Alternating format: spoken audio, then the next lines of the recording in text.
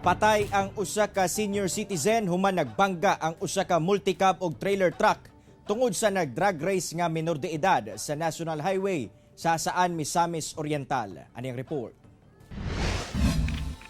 Dead on arrival sa ospital ang senior citizen nga si Simeon Kalunsag Sr., 15 pasahero sa multicab nga nabangga sa usa ka trailer truck sa National Highway sa Puruksais, Barangay Hampason, Saan Misamis Oriental.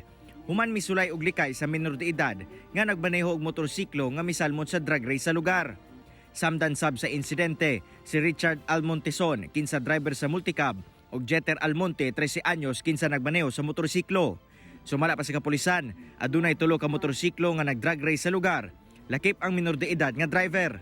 Nag-counterflow kuno ang minor de edad og nag-overtake sa trailer truck.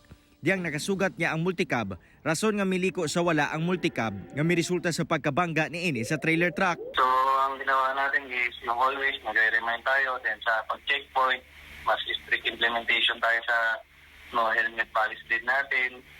Sa mga tao, nire-remind natin mga motorista na hinihinay sa pagbiyahe, pagsada. Sa kakusog sa impact, nagrabihan ang biktimang senior citizen samtang naipit sa manubela ang driver sa multicab.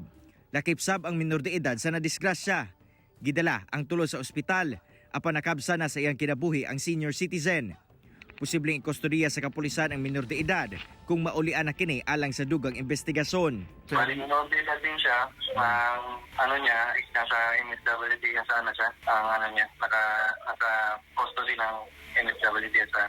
Possible natin na isampa sa kanya is reckless imprudence to homicide, multiple physical injury, damage to property. Ako, si Cyril Chavez para sa One Mindanao.